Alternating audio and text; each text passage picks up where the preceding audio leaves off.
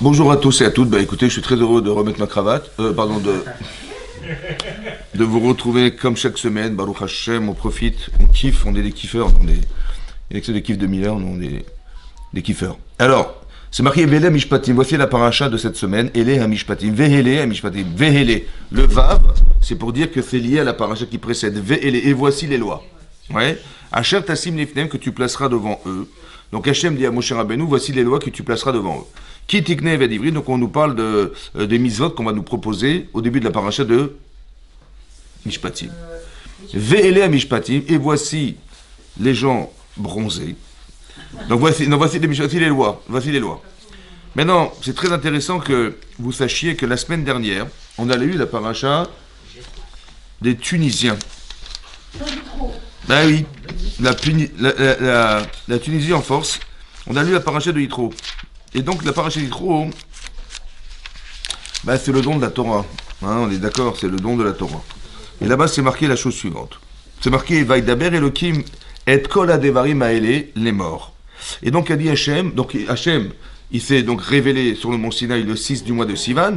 Et voici que c'est marqué Vele hadevarim asher, Vaïdaber Elohim et kol hadevarim haele, les morts. Voici qu'a dit donc toutes les paroles qu'a dit Hachem. Et on nous cite les 10 commandements.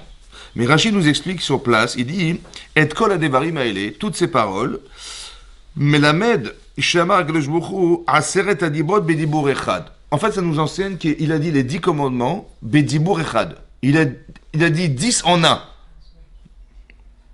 Mashi yefshar, la dame l'embarquenne, c'est une chose impossible pour un être humain de faire. On ne peut pas dire 10 en un, c'est impossible. Imken, matalmud omar, od, anochi Hashem lokecha. Après, s'il avait déjà tout dit en une parole, pourquoi il a dit ensuite Anochi Hashem Elokecha Asher Hotzetira Meretz Misraim, je suis le Dieu qui t'a fait sortir d'Égypte. En fait, il est revenu sur ce qu'il avait déjà dit, en concentré, il a dit en ayant décanté son dibour, c'est-à-dire, il a dit, voilà, il a tout dit en une seule fois, mais après, il a formulé ça de façon à ce qu'on puisse comprendre tout ce qu'il avait dit en une seule fois. Ça va? Maintenant, est-ce que nous, on est capable de comprendre 10 en 1? Non. À quoi ça sert de communiquer des informations qui sont inintelligibles? Il a dit un truc, on n'a rien compris. Il a dit une vitesse folle, on n'a rien compris. Ça va? Mais on n'est pas outillé pour comprendre ce genre de discours. Pour ensuite nous dire, tu sais ce que je t'ai dit? J'ai dit ça. Alors, ou tu nous dis, dis donc, il s'adapte à Kadosh Baruch Hu à la manière dont on a de comprendre les événements, ou les paroles, ou soit il n'y a rien, ça ne sert à rien de dire quelque chose. À quoi ça a servi de dire tout en un? Ça va? Pour ensuite nous dire, j'ai dit ça. Ça va, vous avez compris? Mais plus tard, c'est marqué que quand Hachem s'est révélé sur le mont Sinaï, ça va? À part ça, il faut que vous sachiez une chose. À part ça, il faut que vous sachiez. Dans la paracha de Mishpatim, dans la paracha qu'on va dire cette semaine, dans le Perek Kav Dalet Pasuk Yudbet, je vous lis ce qui est marqué là-bas. C'est marqué Vayomer Hashem el Moshe, donc allez Elai et Ara. Donc il a dit monte vers moi sur cette montagne, donc le mont Sinaï. Veyesham, d'accord, Veyetena alecha et aluchot, et je te donnerai là-bas les tables à Even de pierre, Vea Torah, Vea Mitzvah, donc la Torah et la Mitzvah, Asher Katafti le Orotam, que j'ai écrite pour vous l'enseigner. Ça va?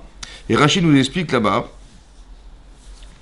C'est quoi il a donné les tables et la Torah et les mitzvot qui vont avec. Ça va? Il dit Kol shesh me'ot veshlesh esre mitzvot michlal asirat adibroten. En fait, c'est marqué dans le Midrash Rabbah que quand il a donné les 10 commandements, il a enseigné les 613 mitzvot qui vont avec. Et l'Agma dans Brachot d'Afé, elle dit là-bas que quand il a dit à Nochi Hashem el-Kerel, il a dit les 10 commandements, il a dit tout ce qu'on pourrait imaginer avoir pensé. C'est-à-dire le Talmud, les Midrashim, le Zohar, les Mechita, les Psikta, tous les Midrashim qu'on peut, toutes les explications et même les questions qu'ont posées les Talmidi Vatikin, ils ont demandé à leur maître, tout a été dit. Ça veut dire qu'il n'a pas dit les 10 commandements, il a dit toute la Torah Kula. C'est ça qui est marqué ici, dans Parashat Mishpatim. Donc, quand c'est marqué dans la Torah, Ele Advarim Asher Diber Hashem, toutes les paroles qu'il a dites, en fait, il a tout dit, quoi. Ça va? Mais pourquoi il a dû tout dire pour après nous dire de canter? Ça va? Après ça, vous savez que quand on est dans le ventre de sa mère, l'Agman en Ida, elle dit là-bas, oui, qu'un embryon, il apprend la Torah Kula avec un ange. Et c'est vrai que là-bas, hein, on nous a tout dit. C'est vrai. Et après, on a tout oublié. Et il faut essayer de se rappeler de ce qu'on a oublié. En étudiant la Torah, on va essayer de se rappeler, ouais, on va dire, on va remettre en mémoire, entre guillemets, ce qu'on a oublié. Ça va? Mais c'est vrai qu'on nous a tout dit. Et pourquoi Hachem il procède de cette manière? À part ça, c'est marqué ici, dans la paracha de Yitro, c'est marqué que à la fin de la paracha de Yitro, bon, Hachem il nous a fait un spectacle incroyable de miracles, puisqu'on a entendu on a vu le chauffard qui sonnait. Ouais, c'est comme ça que c'est marqué, non? Oui.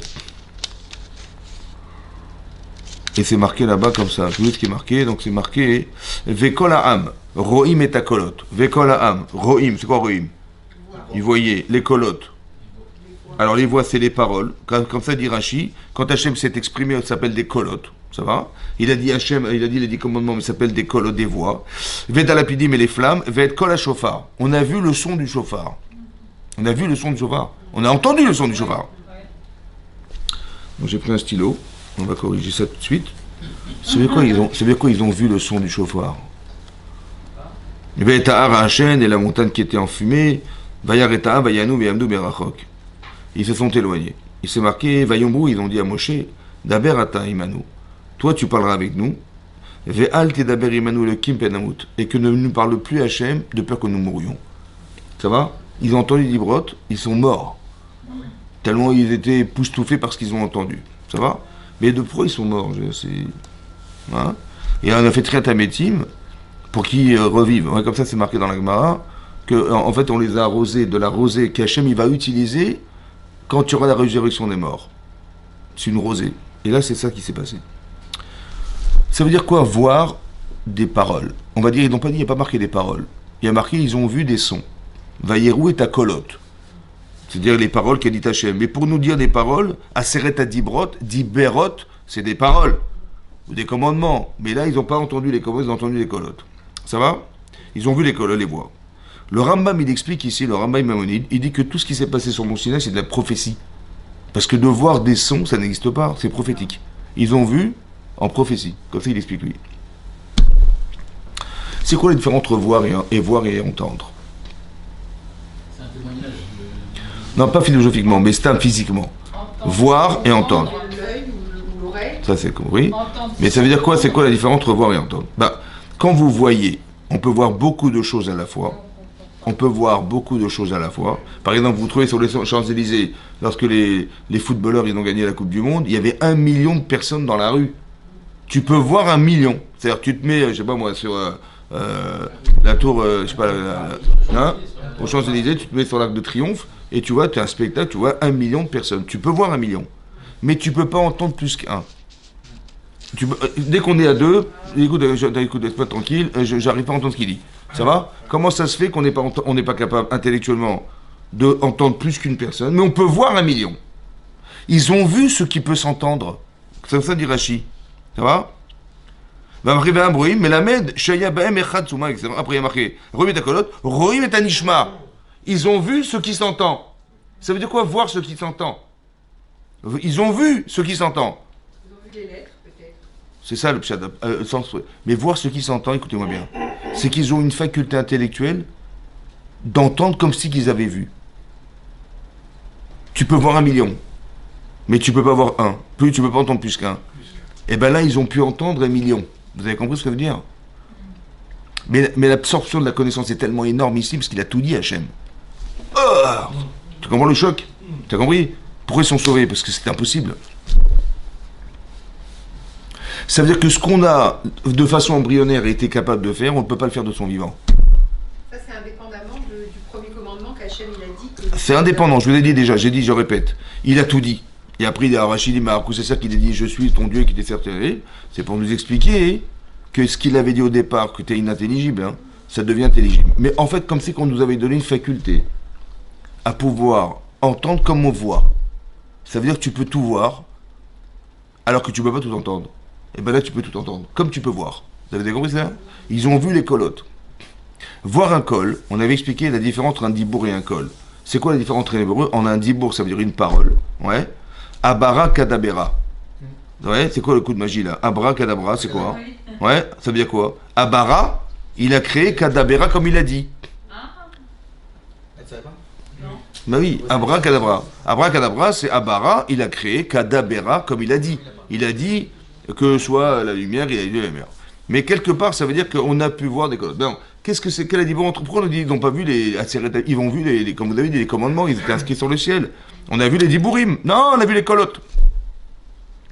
C'est quoi la différence entre un dibour et un col? On l'avait une fois expliqué, aussi quand vous étiez dans le ventre de votre mère, on vous avait dit que quand, par exemple, quand Adam Arishon a été influencé par son épouse, Chava, pour manger le fameux Etz Hadat, Hachem dit Kishamata l'école ishtecha. Tu as écouté la voix de ta femme. Il n'a pas dit tu as écouté la parole, mais la voix de ta femme. Ça va? Lorsque, comment dire, Sarah, elle a dit à son mari, en voyant qu'Ishmaël tournait mal, Garé chez ta Hamazet, chasse cette femme, cette Hama, cette servante, et son enfant, etc. Parce que je ne veux pas que hérite, je veux pas qu'Ishmaël hérite de toi. Ça va? Et Hachem, et ça c'était, il s'est senti mal, Avram, d'entendre une chose pareille sur son fils Ishmaël. Et Hachem lui dit Shma Bekola, écoute la voix de ta femme. Il a dit le kol. Dans la paracha de Yitro, c'est marqué que, comment dire, quand Yitro il a vu que Avram était assis sur son trône du matin au soir et que les gens étaient debout là-bas, ça l'a choqué. Que Moshe était assis, c'était insupportable pour lui. Il dit comment tu peux rester assis, les gens sont debout du matin au soir. Et Avram il dit bah, écoute, il me pose des questions, je réponds, ils ont des problèmes entre eux, je vais essayer de les solutionner. Il dit Lotov, c'est pas bien ce que tu fais. Ouais, Nabol Tivol, tu vas devenir, tu vas te tuer la santé, tu vas flétrir. Ça veut dire que tu vas pas pouvoir supporter ce que tu as pris sur toi, c'est trop gros, c'est trop énorme.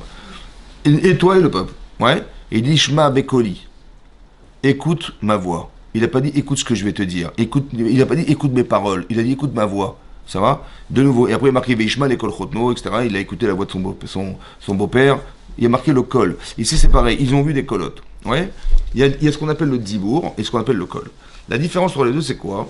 C'est que le dibour en vérité c'est l'explication d'un col. C'est-à-dire que quand vous parlez, je vous le dis en résumé, hein, quand vous parlez en fait, vous exprimez quelque chose que vous auriez dû exprimer par des sons. Si t'es pas contente, tu dis wow, ouais, ça suffit, wow, tu cries comme ça. En fait, c'est quoi? Je ne suis pas contente. Ben, c'est wow, ça va? Alors de crier wow, je fais ça. Et lorsqu'on crie des fois dans la vie, c'est qu'on peut pas expliquer ce qu'on a ressenti. Alors on crie, ça va? Quand ça déborde toute chose, qu'est-ce que tu veux que je te dise? J'en ai marre. Alors, ça veut dire quoi, j'en ai marre? Je sais pas. Ben, ouais, je crie, voilà, je crie. En fait, l'expression du cri, le son, c'est l'expression de ce qui aurait dû verbalement être exprimé, mais qui n'était pas possible. Alors je crie. C'est comme est marqué, les Israël ont vu les Égyptiens arriver devant la mer Rouge, ben ils ont Hachem. Ils ont crié vers Hachem. Pourquoi ils ont crié? Ils ont prié. Non, ils ont crié. Ouais. Pourquoi crier? Parce que quand tu peux pas dire, tu peux pas l'expliquer, tu cries. C'est comme ça. Ouais. Enfin, qu'est-ce que je te dise? J'ai eu peur. C'est quoi ta peur? Je peux pas l'expliquer. On peut pas expliquer des sentiments. Ça veut dire qu'il y a des choses qui se vivent, des choses qui s'expliquent. Mais ça peut pas s'expliquer, ça ne peut se vivre. D'écouter le col, le dibour, le col, la différence c'est comme ça. Il y a le dibour n'est que l'expression du col. Ça veut dire ce que j'aurais voulu te crier, alors je vais te le dire. Mais quand je peux pas le dire, ouais, je vais le dire. Maintenant, en fait, quand il y a le mot et l'explication d'un son ou d'une intention, c'est des mots. Ouais. C'est pour ça que des grands auteurs, ce sont des génies, parce qu'ils ont réussi à nous faire ressentir quelque chose à travers des mots. C'est très très difficile ça. Ouais. C'est du génie ça, d'arriver à dire des mots, etc. Et le type il te met dans l'ambiance, t'as l'impression d'être dedans. Oui, il y a d'écrire quelque chose et faire vivre quelque chose, c'est pas pareil. Ça veut dire comme si on mettait une âme dans ce qui était des mots. Maintenant, l'idée c'est la suivante, c'est d'expliquer. Il a dit quelque chose, mais qu'est-ce qu'il a voulu dire Hachem? Ça s'appelle le col. Chava, elle a dit à son mari, tu as mangé. Mais qu'est-ce qu'elle a voulu dire à son mari? C'est le col. Tu as écouté la voix de ta femme. Ça veut dire les émotions qui vont émouvoir ton désir de manger du Hetzadat, c'est ça qu'elle a voulu te dire et tu t'es fait avoir. Ou pareil, Sarah, elle avait envie de dire à son mari, écoute, on va pas pouvoir laisser Ishmael dans cette situation-là et qui risque d'influencer Ishrak, alors il faut qu'on trouve une solution. Au lieu de dire, bah écoute, bah, on va être obligé de se séparer de l'enfant, mais séparer de l'enfant sans séparer de sa mère, c'est pas possible, donc il faut séparer de sa mère. Et donc elle a fait un raccourci, elle dit, on quitte, débarrasse-moi de cette femme, ça va? Elle a fait un raccourci. Et ça, il n'a pas compris le raccourci. Il a compris les mots, Mais il n'a pas compris ce qu'elle a voulu dire à son mari. Vous avez compris? Elle n'a jamais dit, écoute la voix de ta femme. N'écoute pas ce qu'elle a dit. Pour toi, c'est stupide, c'est complètement incohérent. Elle te dit, débarrasse-toi d'elle, mais c'est toi qui m'as demandé de l'épouser. Comment je me débarrasse? Et puis l'enfant que j'ai avec elle, ben, c'est mon fils, je suis désolé, je peux pas m'en débarrasser comme ça. C'est ça? C'est incohérent. Ouais. Hachem dit, n'écoute pas ce qu'elle t'a dit. Écoute ce qu'elle a voulu te dire. Derrière ces mots, il y a autre chose. Elle a eu peur, en fait. Elle a eu peur pour ton fils Yitzhak. Elle a dit, ah d'accord, ah oui, c'est ça qu'elle a voulu me dire en disant, en fait, ce qu'elle a voulu dire, c'était une solution. Et toi, t'as cru que c'était un problème. Tu dis, mais comment elle ose me poser un truc pareil, ça va pas? Écoute la voix de ta femme. Ça veut dire, écoute ce qu'il a voulu dire ou écoute ce qu'elle a voulu dire. Ça va? Comment il s'appelle? Yitro, il a voulu dire à Moshe Rabbeinu, écoute, ça se fait pas ce que tu fais. Tu es assis tout seul sur ton banc, ton trône là, et les gens sont du matin au soir debout, ça se fait pas. Et lui, il a cru, mais qu'est-ce que tu fais comme métier? Ben, il dit, mais je réponds aux questions. Mais non, c'est pas ça que je t'ai dit. Écoute ma voix. Ça veut dire, écoute ce que j'ai voulu te dire. Je t'ai jamais dit qu'est-ce que tu fais dans ta vie. Je me suis dit, mais comment ça se fait que tu es assis? Et à part ça, je me rends compte que, vu la queue de gens qui est là-bas, ben, les gens, ils n'ont plus de questions. À un moment donné, ils en ont marre. Et donc, ils vont plus rentrer ni aller vérifier ce qu'ils pensent, est-ce que c'est juste ou pas juste, parce que j'ai plus de questions. Quand c'est trop difficile, c'est trop long, c'est machin, ça fait 10 heures que j'attends, j'ai plus de questions. Donc, tu vas user le peuple et tu vas user la santé parce que tu prends en charge des choses que tu ne pourras jamais supporter. Alors, délègue. Écoute ma voix. On va trouver 78 600 personnes qui vont te remplacer. Ça va? Et là, tu verras qu'il y aura moins de queues. Et tu verras que tu vas garantir ta santé. Tu prends trop. Ça y est, stop. Tu vois bien que c'est trop chargé. Tu prends trop de choses sur toi. Tu dis, mais oui, mais je suis responsable. Et Dieu m'a dit. Tu croyais qu'Hachem, il t'a dit d'être seul? Mais il y a Dieu, il m'a demandé d'enseigner la Torah aux gens. Ben moi, j'ai cru, ben oui, bien sûr. Mais c'est pas ça qu'il a voulu te dire. Tu as compris des mots, mais tu n'as pas compris le sens des mots. C'est-à-dire, il t'a jamais dit, ça c'est l'Yetzira qui t'a fait croire. En vérité, il a voulu te dire délègue. Enseigne la Torah, mais il t'a pas dit comment. Il dit, ouais, c'est vrai. Alors il t'a dit, en fait, délègue. Trouve des gens qui vont te remplacer. Trouve des gens qui vont faire un travail que de toute façon, on pourra se passer de toi pour le faire. C'est ça qui t'a dit Hachem. Écoute la voix d'Hachem. Ça va? Donc il y a la différence entre le dibour et le kol. Eux, ils ont vu des kolotes, c'est-à-dire qu'ils ont vu ce qu'Hachem, il a voulu leur dire.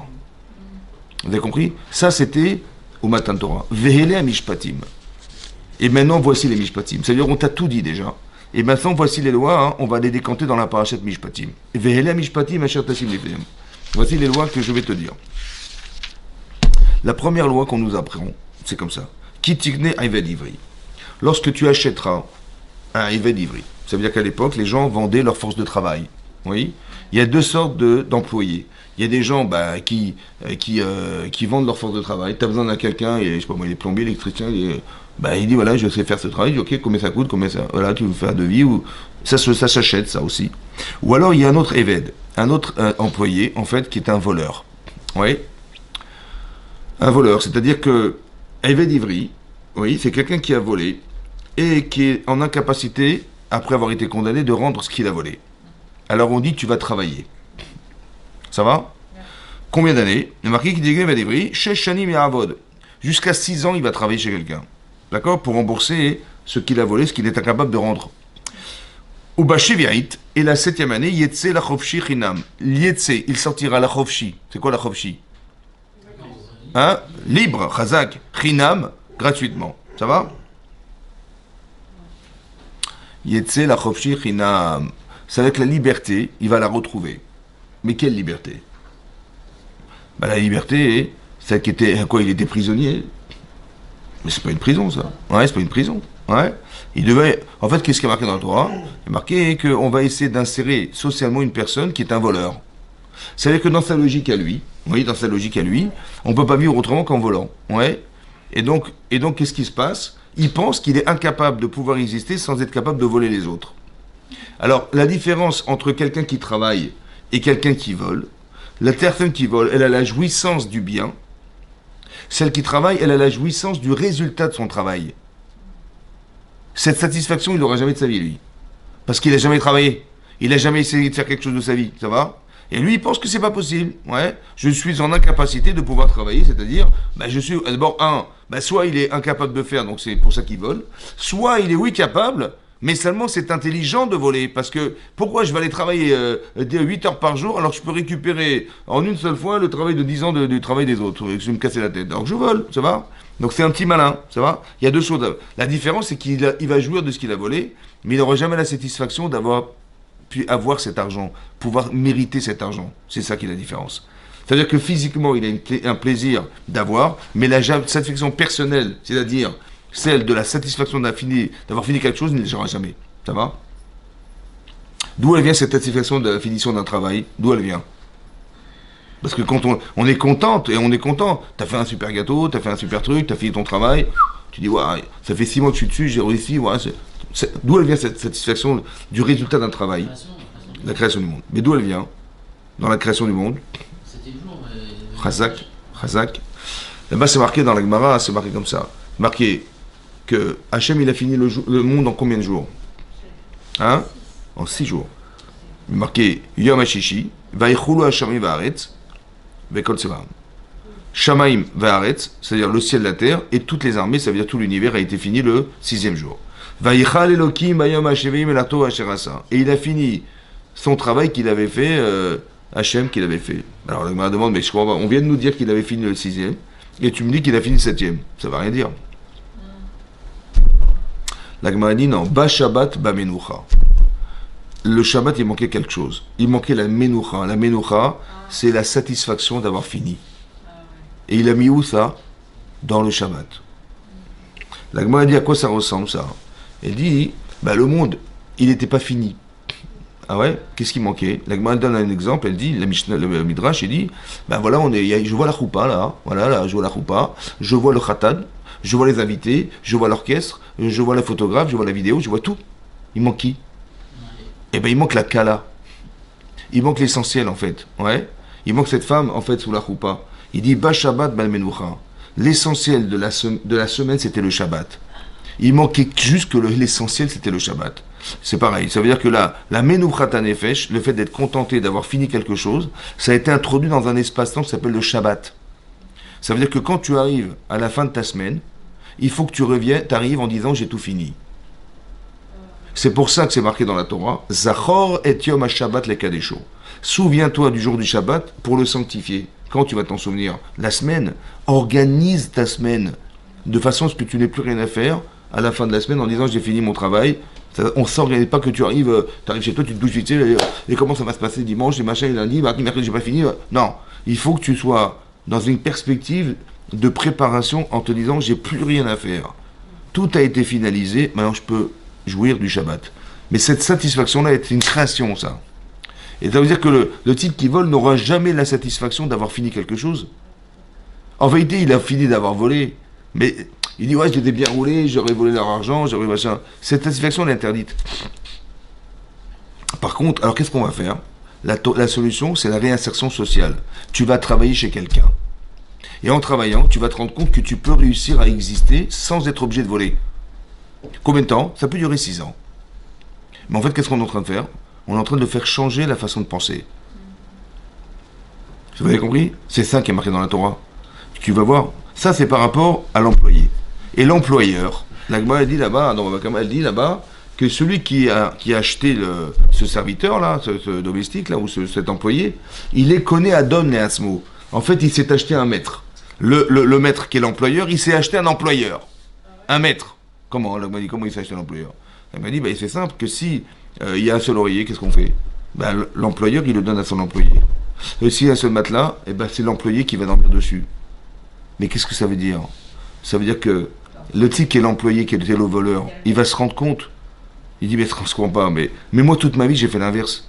J'ai joui du bien des autres. Et lui, qu'est-ce qu'il a fait? Il m'a fait plaisir en me donnant ce qu'il avait de plus précieux, qui était son lit, c'était son matelas et son machin. Vous avez compris ce que je veux dire?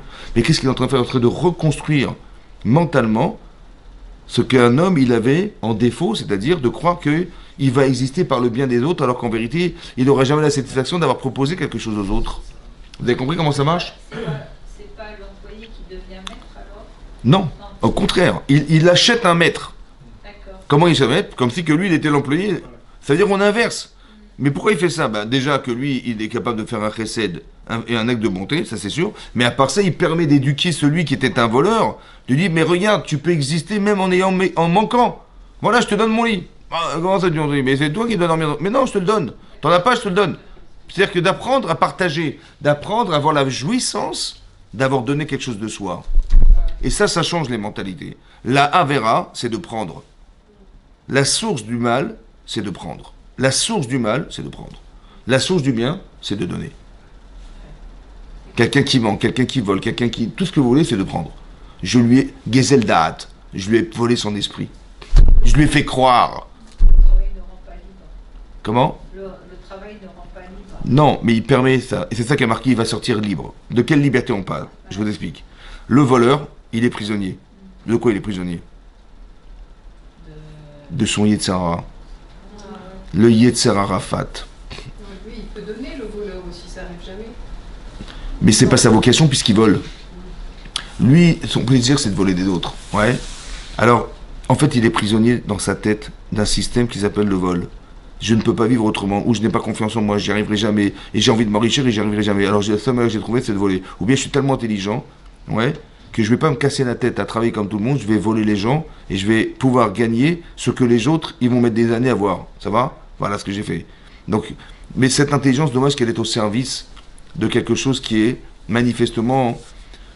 Il aura l'argent, il aura les moyens, il aura le pouvoir, mais il n'aura pas la satisfaction, vous avez compris ce que je veux dire ? Il n'aura jamais ça. Et donc ça veut dire que quelque part, il ne va jamais se construire. Alors on te dit, on va inverser, inverser. Ça va ? C'est ce qui va se passer. C'est ça, une inversion. Ça va durer 6 ans. Au bout des 6 ans, il est censé partir. Il va se pouvoir être libre, c'est-à-dire mentalement libre. Il est maintenant outillé pour aller travailler, pour vivre comme tout le monde, pas obligé d'aller voler. Ouais. Maintenant, qu'est-ce qu'il a décidé ? Il a dit, voilà, il a dit, qu'est-ce qu'il a dit ? J'aime ma femme, j'aime Voilà, mon maître. voilà, exactement, Il a dit, d'accord. Un petit étadoni à Tifti. Ah d'accord, juste le chef Basouk, voilà. C'est marqué, Vim Amor Yomar.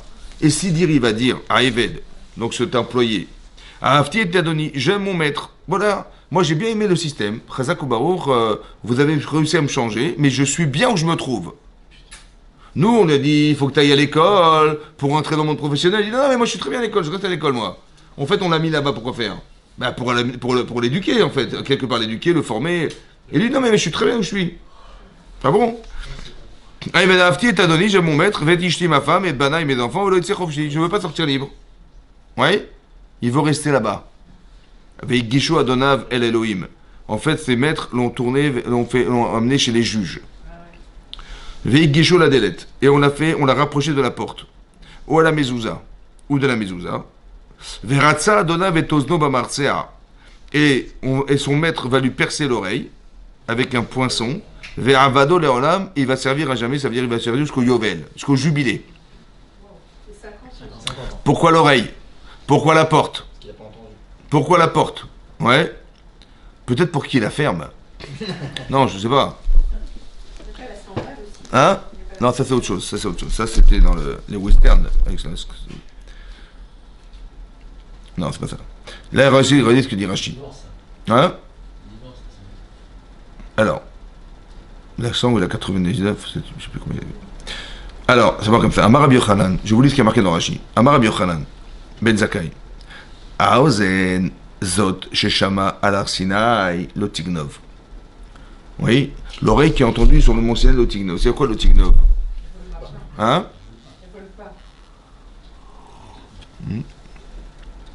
Non, ça veut pas dire ça. C'est quoi Lotignov ? Il y a deux Lotignov. Le Lotignov des 10 commandements, c'est de ne pas kidnapper des hommes et des femmes. C'est Gnevat Nefashot. Rachid dit pourquoi ? Parce que tous les interdits des 10 commandements, c'est des condamnations à mort. On n'est pas condamné à mort si on vole des biens des gens, on doit les rendre. Donc il dit le Lotignov, là-bas on explique que le Lotignov, c'est de kidnapper des personnes. Quelqu'un qui kidnappe, il est condamné à mort. Mais on a expliqué que quand Achille a dit Lotignov, il a aussi dit ne pas voler les personnes, etc. Il avait tout dit en fait. Il avait tout dit Hachem. Donc en fait, ça je vous ai expliqué au départ, que quand il a dit Lotignov, ça veut dire, le sens littéral, ça veut dire ne kidnappe pas. Mais ça veut dire aussi ne pas voler, ne pas faire croire aux autres, ne pas voler l'esprit des gens, etc. Ok? Mais il a entendu dans son montier Lotignov. Et qu'est-ce qu'il a fait? Lui, il a volé. Tu vois? Il dit Lotignov. Ve'alach ou Ganav. Et il est allé, il a été volé. Ve'tirtsa. Et donc c'est pour ça qu'on lui a percé l'oreille. Oui? Ça va? Mais non, ça veut dire qu'il a entendu. En fait, c'est quoi percer l'oreille? C'est quoi? On perce où dans l'oreille? Le lobe. C'est pourquoi on perce le lobe? Bah oui, parce que le type, il va se boucher l'oreille de son trou avec le lobe. Mais de toute façon, le lobe est troué, donc il ne peut pas le boucher. Il ne pourra jamais boucher son oreille. Ça va? Parce qu'il faudra toujours qu'il puisse entendre le Tignov. Il a entendu le Tignov, il a entendu qu'il ne fallait pas voler. Bah il a volé, monsieur. Ouais. Alors on lui dit, bah écoute, tu vas travailler. Maintenant qu'il a voulu rester là-bas, ouais. Alors qu'est-ce qui se passe? Alors ce soir, Rabbi Shimon Bar Yochai, il a dit comme ça. Rabbi Shimon Ayadoresh Mikrase Kimin Chomer. Rabbi Shimon Bar Yochai, il a bien expliqué ce verset. Il dit pourquoi on a été lui percer l'oreille sur la porte et le poteau de la maison? Je peux prendre une cruche et lui mets contre l'oreille, tu fais un trou, je ne sais pas moi. Pourquoi plus la porte que les autres ustensiles de la maison? Alors c'est marqué à Marabrak Jvorou, Delet Umzuza Shayu Aidim et Mitzraim. En fait, les témoins de la liberté des gens, c'était quoi? C'était les poteaux et les linteaux. Dans Mitzraim en Égypte. Que quoi? Chez Parsati à la Mashkov. Il va l'acheter à Mezuzot. Qu'est-ce qu'il a dit à Hachem? Il dit, écoutez, vous voulez sortir d'Égypte? Oui. Alors il va falloir faire le sacrifice du Corban Pessah. Il va falloir récupérer son sang et asperger le sang, les poteaux et les linteaux. De l'intérieur ou de l'extérieur? Ou de l'intérieur? De l'intérieur. Oui. Ils ont bercé le sang de l'intérieur de la maison. Ça va? Où c'est marqué ça? Vous savez où c'est marqué ou pas? Vous vous rappelez? De l'intérieur vers l'extérieur. Le sang, tu le voyais dehors ou de dedans? On voyait de l'extérieur. Ou dedans? Non. Je sais pas, toi, qu'est-ce que tu sais? La mezouza, elle se met à l'extérieur de la maison, ce n'est pas. Non, la mezouza, c'est pas la mezouza. Hein. Il y avait des mezouzotes à l'époque? Non. C'est le poteau, la mezouza. Le linteau et le poteau. Ça va? Mais non.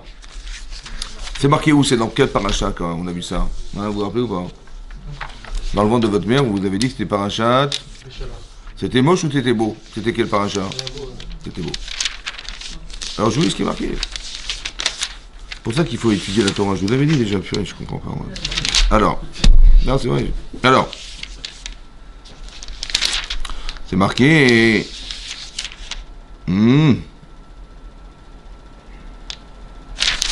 Ok. C'est marqué comme ça. Voilà.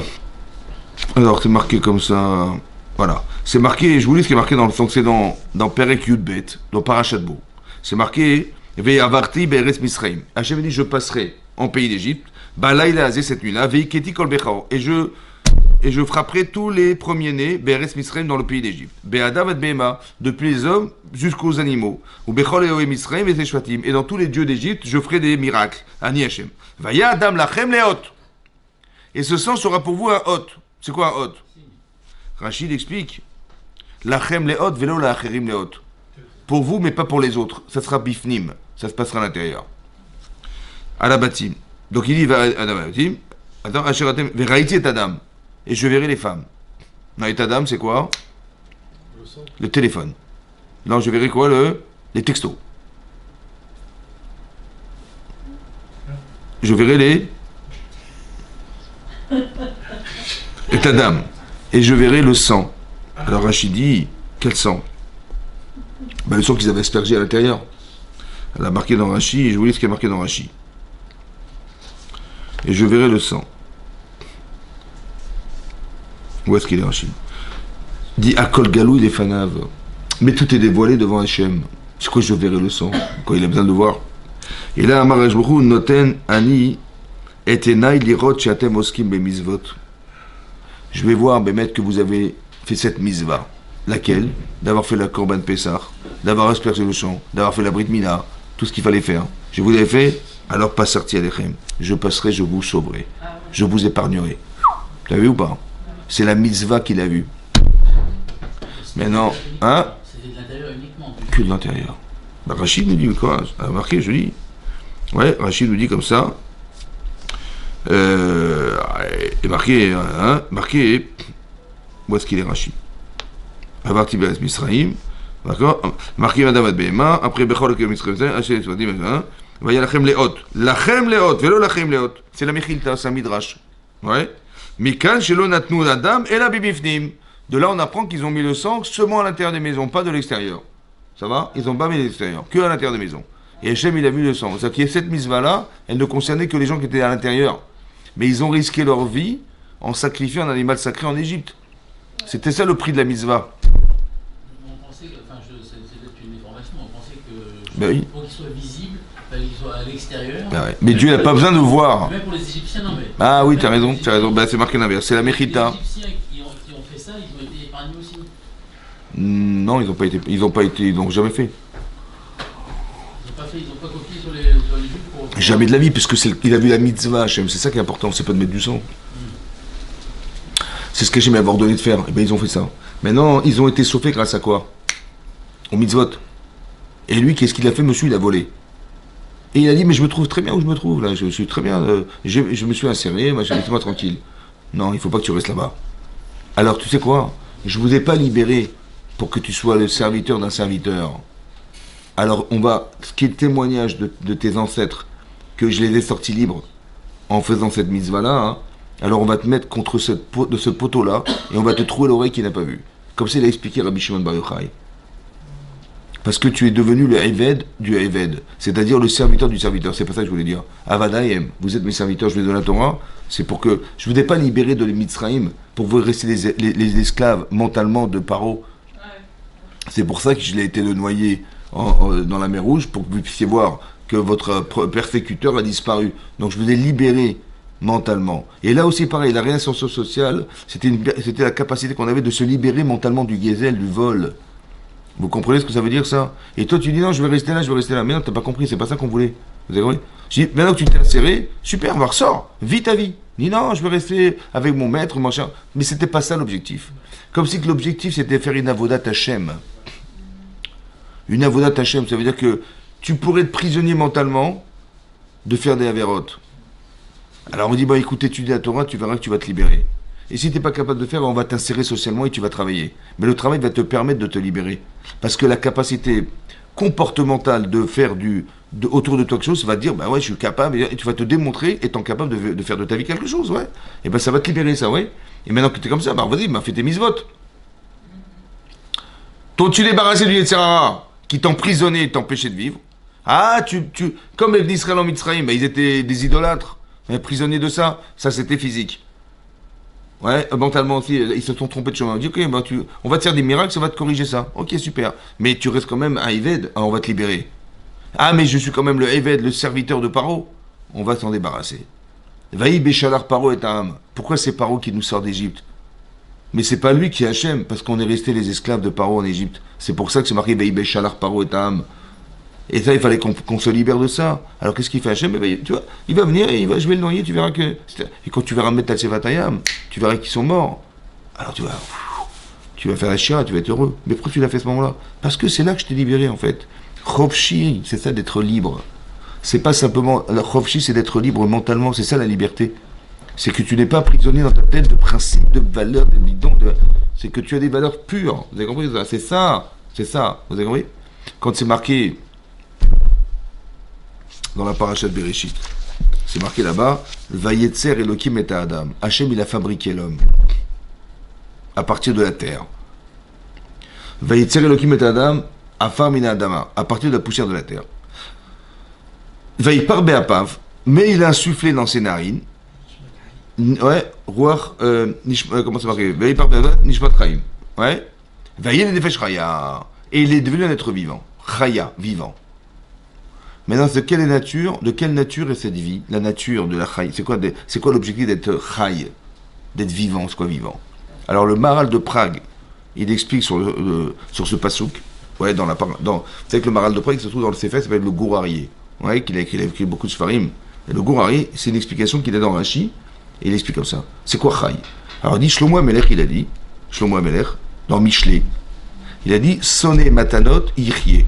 Sonner, c'est quoi sonner? Pas sonner à la... Hein? Aïe, matanot. Yichye, vivra. Ça veut dire quoi? Qu'est-ce qu'il a voulu dire? Celui qui a haï les cadeaux, il vivra. Hein? Chazak. C'est-à-dire que le type, tu vas l'acheter avec des cadeaux. Ça va? Celui qui a eu les cadeaux vivra. Celui qui acceptait pas les cadeaux, il ne sera pas vivant. Il ne pourra pas vivre celui-là. Parce que toujours dépendant des gens. Ouais. Mais par contre, celui qui a eu les cadeaux, il vivra. Ça veut dire quoi alors? C'est quoi d'haïr les cadeaux? C'est quoi de vivre alors? Ben c'est d'être indépendant. C'est ça, Yirye. Chai, c'est d'être indépendant. C'est toi qui décides. Personne ne décidera pour toi. Ça va? Vous avez compris? C'est ça l'indépendance. Tu peux être dépendant de ton caractère, tu peux être dépendant de tes faiblesses, tu peux être dépendant de ta culture, tu peux être dépendant de ton éducation, tu peux être dépendant de plein de choses. Il faut être indépendant. C'est ça Yirye. C'est ça Yirye. Ça veut dire que Nefesh Chaya, c'est tu veux avoir une âme indépendante. Tu veux exister pour toi-même. Tu vois? Ouais? Vous avez compris quoi?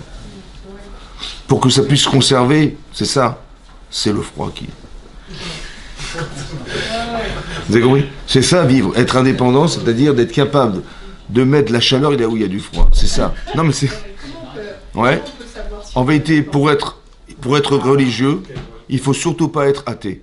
Comment on peut savoir si on est indépendant? Par exemple, un exemple. Vous savez que Moshe Rabbeinu, c'était le roi. Ouais. Hachem, qu'est-ce qu'il a fait? Quand il a cassé les tables de la loi, il a dit récupère les débris. Mais c'était quoi les tables de la loi? C'était une grosse pierre précieuse, énorme. C'était un rubis, c'était un truc énorme. Qui faisait 50 centimes. C'était énorme ce qu'il y avait. Mais c'était une pierre précieuse, qui était transparente. Et les lettres étaient incrustées dedans, on les voyait. Ça va? Et quand il a cassé, il a dit récupère ça, tu les gardes pour toi. Et on les a conservés dans le Haron à Kodesh. Pourquoi on a fait ça? Pourquoi Hachem lui a dit garde ces pierres précieuses? Hein? Parce que si t'es riche, tu es indépendant.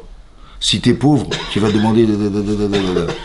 Tu comprends? Il fallait qu'ils soient indépendants pour ne pas être assujettis aux autres sous prétexte qu'ils vont lui payer quelque chose. Ça va? L'indépendance, indépendance. C'est aussi marqué dans la Gemara. Vous savez, la Gemara Gittin, elle dit là-bas, hein, la fameuse histoire de Kamsa et Bar Kamsa. Ouais. C'est quoi cette histoire? Ben, on était avant la destruction du deuxième temple. Oui. Il y avait un notable, un très grand riche à Jérusalem qui avait fait un grand festin. Et il invitait tous ses amis, tous les gens de la ville, des gens qu'il aimait. Il a dit à son domestique, va me chercher Kamsa, son ami Kamsa. Et il s'est trompé, monsieur, il a été chercher Bar Kamsa, le fils de Kamsa. Et le fils de Kamsa, c'était l'ennemi juré de cet homme. Vous ne pouvez pas le voir. Ouais, même en photo. Et qu'est-ce qui s'est passé? Il a vu donc ce type arriver. Il s'assoit à table, il commence à manger. Ce Bar Kamsa, là, il dit, qu'est-ce que tu fais là, toi? Il dit, bah écoute, merci de m'avoir invité. Et je t'ai jamais invité de ma vie. Il dit, bon, on fait pas de scandale, fait pas d'histoire. Voilà, je paye mon repas. Il dit, tu vas ni payer le repas, tu sors d'ici. Il dit, écoute, je te paye, ne fais pas la honte. Je te paye la moitié du repas. Il avait invité du monde. Il dit, je veux ni ton argent, ni ton... Il dit, je te paye toute la séouda. Et il a dit, sors de là, il a fait la honte de sa vie. Et là-bas, c'est marqué que c'était aux yeux des Chachamim. Les Chachamim étaient présents, ils n'ont rien dit. Pourquoi ils n'ont rien dit? Parce qu'il a acheté. C'est comme ça. Il faut être indépendant. Ça va? Regarde la dépendance que ça provoque. C'est-à-dire que tu peux même pas lui faire un reproche parce que tu dépends de son argent. C'est une catastrophe, ça. Il faut faire attention. C'est ça l'indépendance. C'est-à-dire faire attention. Mais c'est ça qui nous prive de liberté, en fait. Des fois, on peut pas choisir parce qu'on dépend de l'un, on dépend de l'autre. Et des fois, c'est des modalités, on fait des trucs, machin. En fait, on est suspendu à la volonté des gens. C'est pas possible. Ça peut être physiquement, voilà. Et ça peut être mentalement. C'est ça le problème. Vous avez compris? C'est ça, Chai. D'être vivant, c'est d'être capable de pouvoir décider seul. Et ça, c'est pas forcément possible. C'est ça le problème. La dépendance. Ça veut pas dire qu'il faut se foutre des gens. Moi, je me fiche de tout le monde. Il y a des gens qui sont victimes du regard des autres, de façon permanente. Ils disent, attends, on peut pas faire, ils vont dire ça, ils vont me regarder, ils vont faire ça. Je dis, à un moment donné, il faut que tu vives, oh. Tu peux pas tout le temps faire des faits et gestes en disant, ben oui, mais si les gens me voient, à un moment donné, il faut dire, écoute, ma fille, tu vis ta vie, hein, il faut choisir, ouais. Ou comme il y a des gens qui ont raté leur scolarité, ils me disent, mais mes enfants, ils vont faire les études que j'ai jamais fait de ma vie, tu vois. Et ils imposent aux gens ce qu'ils vont... Je dis, mais attends, le gosse, il veut vivre sa vie. Non, il va faire ce que j'ai envie. Il va faire ce que j'ai raté. Voilà, moi j'ai pas réussi, ben, il va faire ce que j'ai, il va me satisfaire d'avoir réussi ce que j'ai jamais fait de ma vie, quoi. Mais je dis, mais c'est peut-être pas sa volonté, c'est peut-être pas sa vocation. Du coup, je me mêle, ça va? Et donc c'est ça le problème, d'être indépendant. Donner de l'indépendance et être indépendant, ça s'appelle vivre. Parce que quand on est suspendu à tout ce qu'on peut avoir comme forme d'influence autour de soi, c'est dur d'être juif lorsqu'on est suspendu à des volontés ou à des principes ou je sais pas, des dogmes ou des trucs comme ça qui nous empêchent de faire les mitzvot. Tu dis, mais si tu t'habilles comme ça, on va dire la religieuse. L'autre, il va dire, mais moi, je supporte pas, il est religieux parce que voilà, comment il s'habille, comment il truc. Ou des trucs qui. Bah, attends, à un moment donné, il faut. Arrête. Comme récemment, un type, il m'a dit, moi j'ai arrêté les mitzvot, tu sais pourquoi? Parce que quelqu'un qui était religieux, il m'a dégoûté de la vie, et à cause de lui, j'ai arrêté la religion. Je lui dis, mais qu'est-ce que tu confonds entre les gens et la Torah? Il dit, ah oui, vous avez raison. Le type dit, non, mais ils font l'amalgame. Tu comprends? Et ça, cet amalgame, on peut pas. C'est-à-dire que tu n'es pas libre. C'est ça le problème, c'est cette liberté qu'on recherche. On veut pas que tu sois le évêque du évêque. On veut que tu sois pas l'esclave des esclaves. Il faut que tu sois capable de pouvoir être indépendant. C'est-à-dire que ta liberté spirituelle, elle dépend de ta liberté physique et mentale. C'est ça qui est important. Tu veux faire des mitzvot, tu pourras pas dire, il faut que tu dises un jour, bah c'est moi qui l'ai fait. Vous savez, c'est très profond, mais ça veut dire que pourquoi Yitzhak qui voulait absolument bénir Esav? C'est intéressant. Hein. Et pourquoi Yaakov il voulait pas de la bracha? Il voulait pas la bracha, Yaakov? Non, il s'est déguisé, il a dit, il va me maudire, machin, un truc. Comme ça, il explique le Mefarshim. Il voulait pas, en fait. Pour ça que quand il s'est battu contre l'ange, il a dit, je te lâcherai pas tant que tu me béniras pas. Et Rachid nous dit, je te lâcherai tant que tu ne reconnaîtras pas que la bracha me revienne. Mais à qui il parle, Yaakov Avinu? À qui il parle? À son Yetzirara. Donc qu'est-ce qu'il lui avait dit, son Yetzirara, pour qu'il ait obligé de lui dire, mais non, je te lâcherai pas tant que tu me béniras pas et que tu ne reconnaîtras pas? Il lui avait dit, mais c'est pas pour toi. Mais c'est pas pour toi, laisse tomber. Ouais. Et à cause de ça, il a failli mourir, Yaakov Avinu. Parce qu'il a refusé, en fait. Ouais.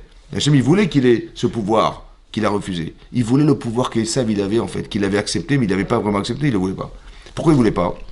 Alors, il explique que le tzaddik, il veut arriver à la fin de sa vie, il va dire, voilà, ce que j'ai fait, c'est moi. Tu vois, on t'a aidé, on a fait ça, on t'a donné, on t'a de la bracha, on t'a des machins. Je veux pas de brachot. Ça, c'est le tzaddik. Comme si que les brachot, c'était fait pour les gens qui avaient des problèmes, qui avaient besoin d'être encouragés. Vous avez compris? C'est extraordinaire. Hein. Ça veut dire que Yitzhak Avinu a dit, non, tu pourras dire à Hachem, ce que j'ai fait, je l'ai fait tout seul. Voilà le résultat de mon travail. C'est pas forcément énorme, mais c'est ce que j'ai pu faire dans ma vie. Sans aucune aide autre que ce que toi tu m'as donné, et voilà, j'ai réussi ma vie comme ça. Et ça, je peux te garantir que c'est ça qui m'est fait. Tu dois m'en donner des béquilles, on t'a aidé des machins, on t'a envoyé des gens, je veux personne. Ça va? Donc les brachot, c'est fait pour des gens qui, selon lui, hein, c'était ça. Ça, c'était la pensée des tzadikim. C'est des gens qui peuvent te dire, clair et net, je suis voilà, le résultat de mon propre travail. J'ai aucune aide autour de moi qui m'a fait ça. Et tu dis, mais ouais, mais ça va être compliqué. Mais écoute, c'est pas grave, c'est le prix que ça coûte. C'est le résultat de ton travail. Ça va? C'est ça la satisfaction personnelle. Tu es indépendant. C'est ça que ça veut dire. Tu n'as pas eu besoin d'autre aide que toi-même. C'est ça que ça veut dire. Donc, de passer par des dépendances fait de nous des êtres, en fait, entre guillemets, handicapés, puisque sans les autres, qu'est-ce qu'on peut faire? Vous avez compris ça? Et des fois, Hachem, il attend de nous ça. Ouais? C'est-à-dire, par exemple, un exemple très simple. Quand comment elle s'appelle? Quand Rachel s'est plainte à son mari, oui? Elle lui a dit, Imaïn metanori. Sinon, je vais mourir. Alors elle a dit, de quoi il s'agit? Elle dit, bah, si j'ai pas d'enfant, je me sentirai pas une femme. Et qu'est-ce qu'elle a voulu dire à son mari? Elle lui a dit comme ça. Elle dit, je comprends pas. Ton père, Yitzhak, il a prié pour sa femme. Ça va? Lui était fils de tzaddik. Son père était Abraham. Et lui était Yitzhak, fils de tzaddik. Et cette fille-là était agréée parce qu'il était le tzaddik, fils d'un tzaddik. Par contre, sa femme, Rivka, était une tzadikette, mais fille d'un rachat. Ça va? Et Bethuel. Et Hachem, il a écouté la prière de son mari. Qu'est-ce que t'attends pour prier pour moi? Voilà ce qu'elle lui a dit. Il lui a dit, mais tu crois que je suis à la place du bon Dieu? Tachat Elokim Anochi. Qu'est-ce qu'il a voulu dire à sa femme? Il dit comme ça. Mon père, il n'avait pas d'enfant. Mais moi, j'ai des enfants. Ouais. Donc je ne pourrai jamais ressentir, me mettre dans la prière de quelqu'un qui n'a pas d'enfant. C'est-à-dire que je ne pourrai jamais demander comme mon père a demandé. Je ne pourrai jamais accepter ce que ma femme a souffert parce que j'ai souffert comme elle. Moi, j'ai des enfants. T'as compris? Comme si Yitzhak Avinu, il avait associé la souffrance de sa femme à la sienne. Mais c'est normal, ils ont une souffrance commune, mais qui n'est pas du même degré. Parce qu'une femme qui n'a pas d'enfant, c'est plus difficile à vivre qu'un homme qui n'a pas d'enfant. Et donc ça, il a pris à charge ça. Tzadik ben Tzadik. Maintenant, il dit, mais moi je suis aussi Tzadik, mais je n'ai pas cette capacité de prier comme mon père a prié. Lui, il avait, moi j'en ai pas. Moi, il n'avait pas, moi j'en ai. C'est pas possible. Ça, c'est une chose. Deuxièmement, si Bémet, tu avais raison, eh ben Hachem, il aurait dû m'en priver d'enfants. Or, il m'en a donné. Si toi, tu avais raison, alors il aurait dû m'en priver. Et là, j'aurais été raison, j'aurais dû prier. Mais il m'en a donné, donc il faut que toi, tu pries.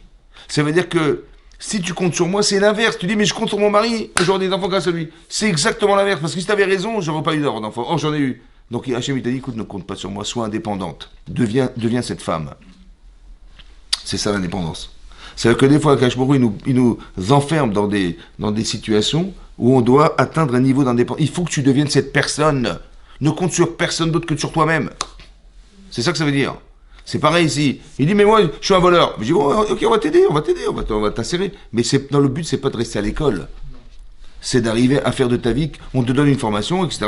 Tu vas être indépendant. Maintenant que tu es indépendant, ben vas-y, vole par tes propres ailes. C'est ça qu'on aurait voulu que tu sois. Et pas au contraire, dis non, mais moi je suis très bien à l'école, moi je reste à l'école. Non! C'est ça qu'il dit, mais moi je suis très bien chez mon maître, et j'ai pas besoin d'aller ailleurs, voilà, j'ai ma femme, j'ai mes enfants, surtout pas, on veut pas ça. On veut Chofshi, que tu sortes Rinam, Chofshi Rinam, c'est-à-dire que tu sortes libre, gratuitement, tu développes ton indépendance, tu deviens la personne qu'on espérait. Cette personne, on l'avait pas.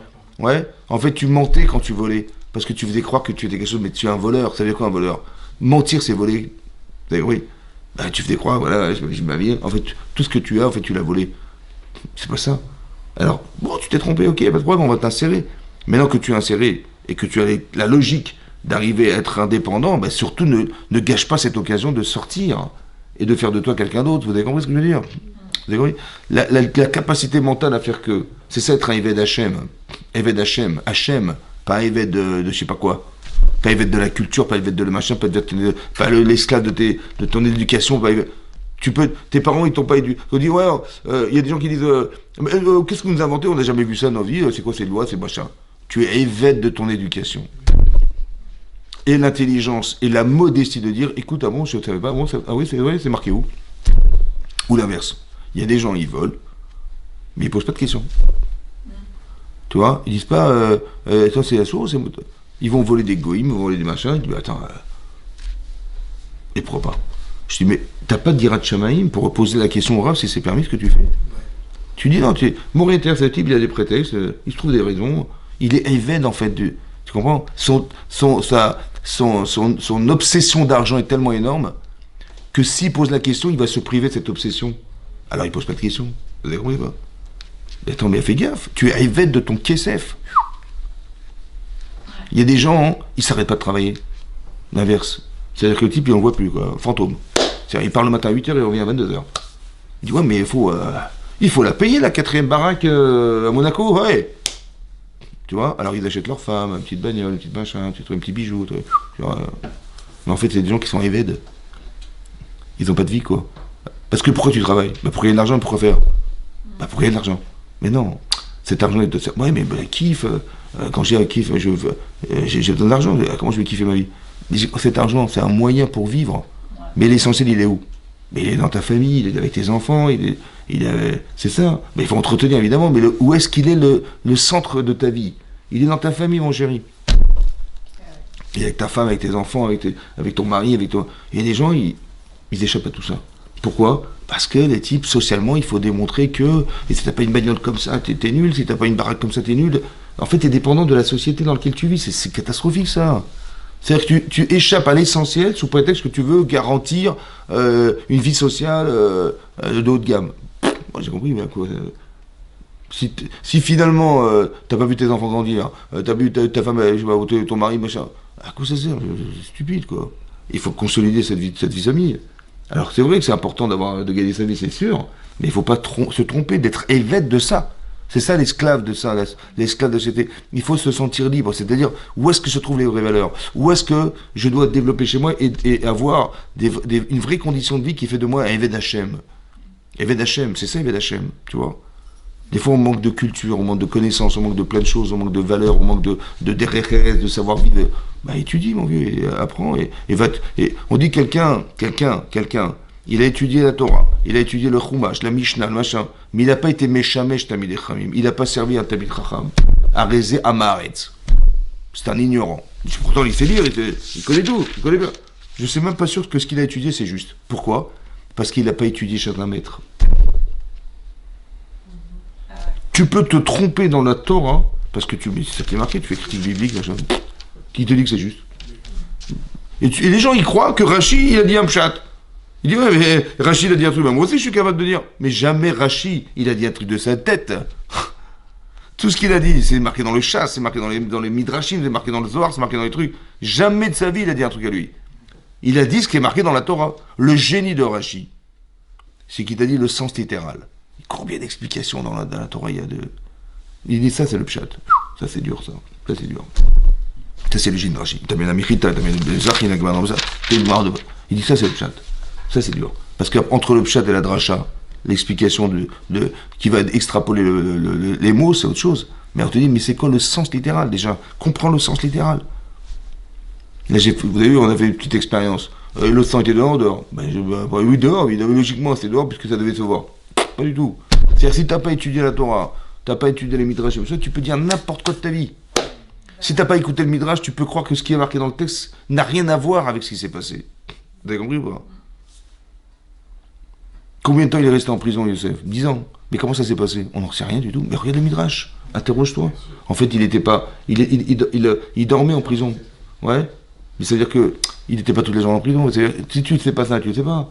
Il a appris 70 langues. En combien de temps? Combien ça prend de temps pour apprendre 70 langues? Eh bien, en une soirée, il a appris. La veille de sa sortie de prison.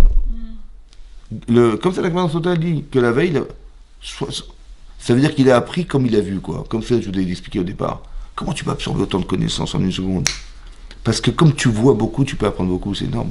C'est-à-dire qu'on pourrait se conditionner intellectuellement, et c'est ça le Nes.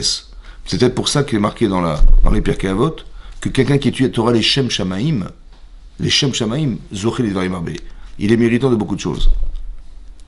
Ça veut dire que le pshat, c'est quoi l'explication? C'est qu'il va apprendre des choses qu'il n'a jamais lues de sa vie. Le Chazonich, il n'a jamais fait médecine. Le Chazonich, il a vécu, il est décédé en 1953. Une fois, il y a un chirurgien qui est venu le voir, il a dit, écoutez, je dois faire une opération chirurgicale du cerveau d'un type. Et j'ai peur de passer mon scalpel, il dit, qu'est-ce que je dois faire, Rav? Il a dit, passez-moi la radio. Il a pris la radio, il a pris un feutre, il a fait... Il a dit, voilà, c'est là que... Il dit, mais vous d'où savez? Torah Lishma. Tu comprends ça? Torah Lishma, ça veut dire qu'il a donné sa vie pour la Torah, et ben Hachem lui donne des informations qu'il n'a même pas en rêve, il aurait su. Quand il y a des grands tzadikim, ils ont étudié avec Eliyahu Hanavi. Il y a des gens, ils ont dit, la lumière était éteinte dans sa chambre, et on voyait une lumière forte qui sortait de sous la porte.